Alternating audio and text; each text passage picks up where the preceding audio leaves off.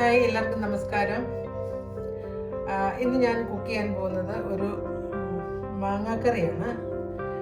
ഇതൊരു ആന്ധ്രാക്കാരൊക്കെ ഉണ്ടാക്കുന്ന ഒരു ടൈപ്പ് മാങ്ങാക്കറിയാണ്. നമ്മുടെ നാട്ടിലിങ്ങനെ ഉണ്ടാക്കി ഞാൻ കണ്ടിട്ടില്ല.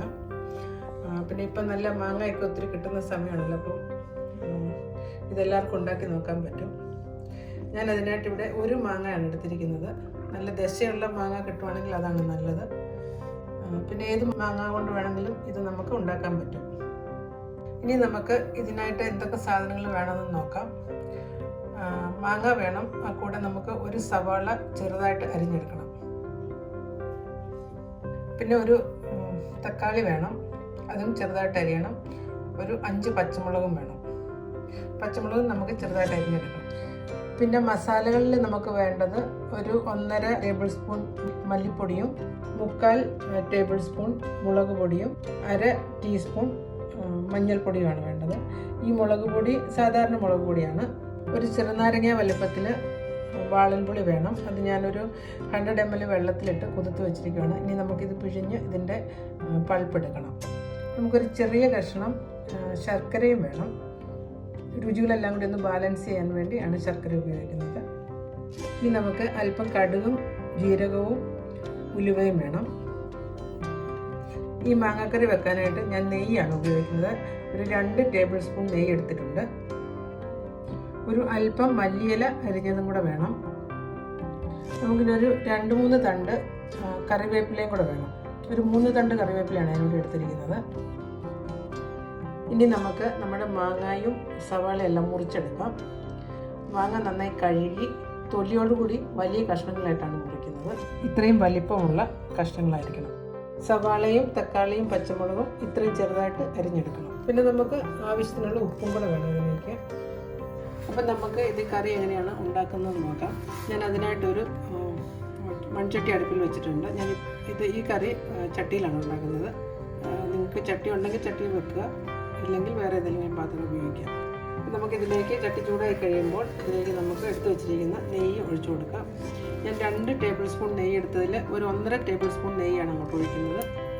1/2 ടേബിൾ സ്പൂൺ ഞാൻ വെക്കുവാണ്, അത് പിന്നെ ഉപയോഗിക്കാം. നെയ്യ് ചൂടായി കഴിയുമ്പോൾ നമുക്ക് കടുകും ജീരകവും ഉലുവയും കൂടി അങ്ങോട്ട് ഇട്ട് കൊടുക്കാം. കടുക് പൊട്ടിക്കഴിയുമ്പോൾ അരിഞ്ഞു വെച്ചിരിക്കുന്ന സവാള ഇട്ട് കൊടുക്കാം. കൂടെ തന്നെ പച്ചമുളകും കൂടെ ഇട്ട് കൊടുക്കാം. നമുക്ക് തീ കുറച്ച് വെച്ച് ഇത് വേവിച്ചെടുക്കണം.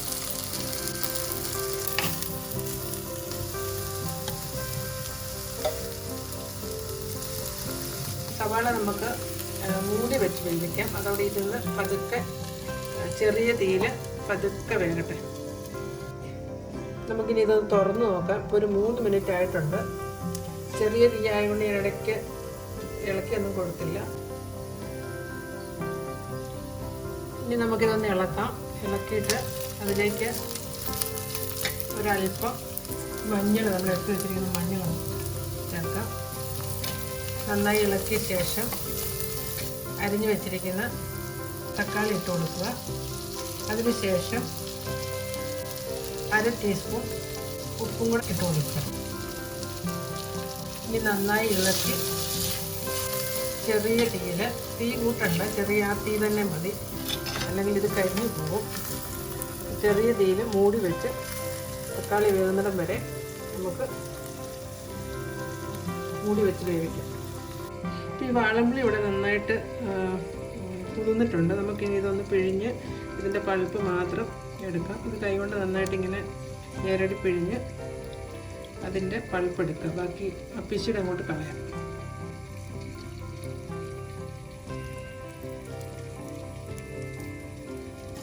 നമുക്കിത് തുറന്ന് നോക്കാം. തക്കാളി ഒക്കെ വെന്തോ ഇല്ലയോ എന്ന്. ഓക്കെ, തക്കാളിയൊക്കെ നന്നായിട്ട് വെന്തിട്ടുണ്ട്.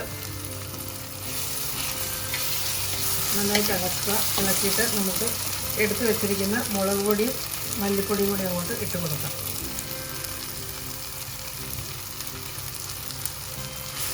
എന്നിട്ട് നന്നായി ഇളക്കി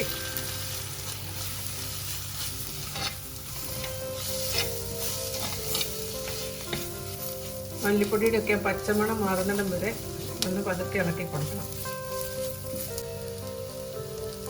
മല്ലിപ്പൊടിയും മുളക് പൊടിയും മൂത്ത് കഴിയുമ്പോൾ നമ്മൾ എടുത്ത് വെച്ചിരിക്കുന്ന ഈ പുളിയുടെ വെള്ളം അങ്ങോട്ട് ഒഴിച്ച് കൊടുക്കാം.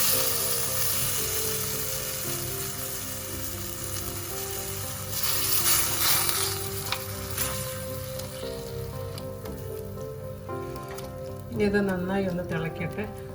ഇതിലേക്ക് ഒരല്പം വെള്ളം കൂടി ഒഴിക്കാം നമുക്ക്.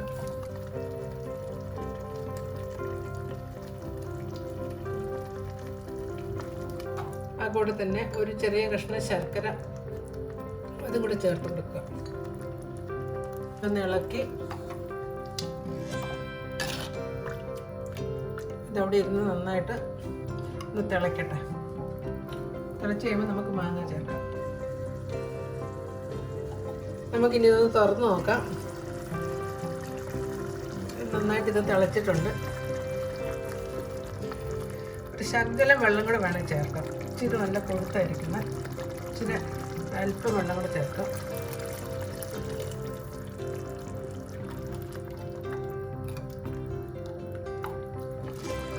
ഇത് നന്നായി തിളച്ചിട്ടുണ്ട്. നമുക്ക് മാങ്ങാ കഷ്ണങ്ങൾ അങ്ങോട്ട് ചേർക്കാം.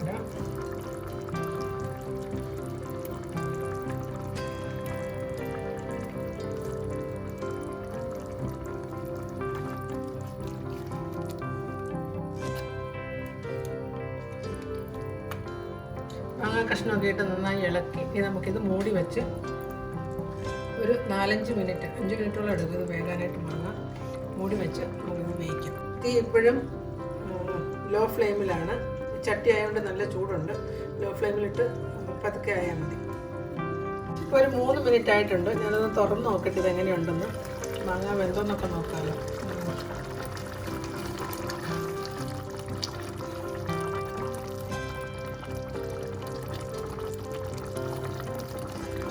മാങ്ങ ഒരല്പം കൂടെ വേകണം.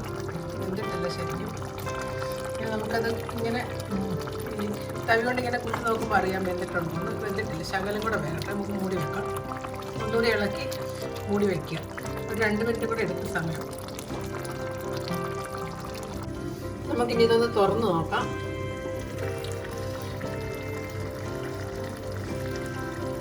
കറിയൊക്കെ നന്നായിട്ട് കുറുകിയിട്ടുണ്ട്. ഉപ്പും മാങ്ങ നന്നായിട്ട് വെന്തിട്ടുണ്ട്. കണ്ടോ, ഇനിയൊക്കെ നോക്കുമ്പോൾ നല്ല സ്പൂൺ അങ്ങോട്ട് ഇറങ്ങി പോകുന്നുണ്ട്.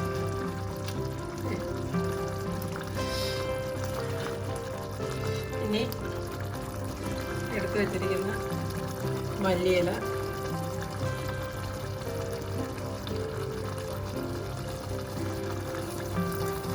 കറിവേപ്പില ഇതെല്ലാം കൂടി ഇങ്ങോട്ട് ചേർക്കുക. ചേർത്തിട്ട് നമ്മൾ കുറച്ച് നെയ്യ് മിച്ചം വെച്ചിട്ടുണ്ടായിരുന്നു. ആ നെയ്യും കൂടെ കൂടി ഇതിൻ്റെ മുകളിലേക്ക് ഒഴിച്ചു കൊടുക്കുക.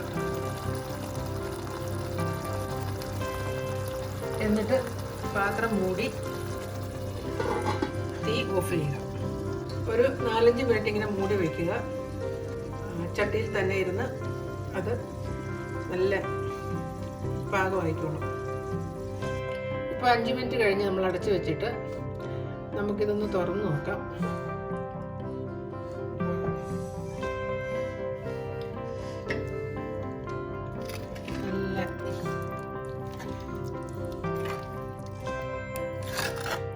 നമുക്കിനി ഇതൊന്ന് പ്ലേറ്റ് ചെയ്യാം.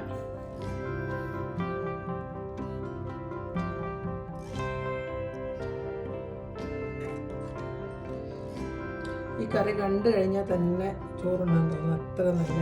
അത് നമ്മുടെ നെല്ലുകുത്തിരി ചോറിൻ്റെ കൂടെയൊക്കെ ഈ കറി ഭയങ്കര അടിപൊളി ടേസ്റ്റാണ്. നിങ്ങളെല്ലാവരും ഇത് ഉണ്ടാക്കി നോക്കണം. ഒരു ഡിഫറെൻ്റ് ആയിട്ടുള്ളൊരു കറിയാണ്. നെയ്യിലൊക്കെ വെച്ച് കഴിയുമ്പോഴത്തേക്ക് ഭയങ്കര ടേസ്റ്റാണ്. അപ്പോൾ എല്ലാവരും ഉണ്ടാക്കി നോക്കുക. നിങ്ങൾക്ക് എല്ലാവർക്കും ഇഷ്ടപ്പെടും, എനിക്ക് ഉറപ്പാണ്. കാരണം ഇതൊരു ഡിഫറെൻറ്റ് കറി ആയതുകൊണ്ട് എല്ലാവർക്കും ഇഷ്ടപ്പെടും. അങ്ങനെ നമ്മുടെ സ്വാദിഷ്ടമായ മാങ്ങാക്കറി ഇവിടെ റെഡി ആയിട്ടുണ്ട്. നിങ്ങളെല്ലാവരും ഇതുണ്ടാക്കി നോക്കണം. എന്നിട്ട് തന്നെ കമൻറ്റുകൾ അറിയിക്കുക. എൻ്റെ ചാനൽ സബ്സ്ക്രൈബ് ചെയ്യാൻ മറക്കരുത്. സബ്സ്ക്രൈബ് ചെയ്യുകയാണെങ്കിൽ ഇങ്ങനെ ഡിഫറെൻ്റ് ആയിട്ടുള്ള പല ഡിഷസും നിങ്ങൾക്ക് ആദ്യം തന്നെ ഞാൻ പോസ്റ്റ് ചെയ്യുമ്പോൾ കിട്ടുന്നതായിരിക്കും. കറി ഇഷ്ടമായെങ്കിൽ നിങ്ങളുടെ ഫ്രണ്ട്സിനൊക്കെ ഷെയർ ചെയ്യുക. Thank you for watching my channel.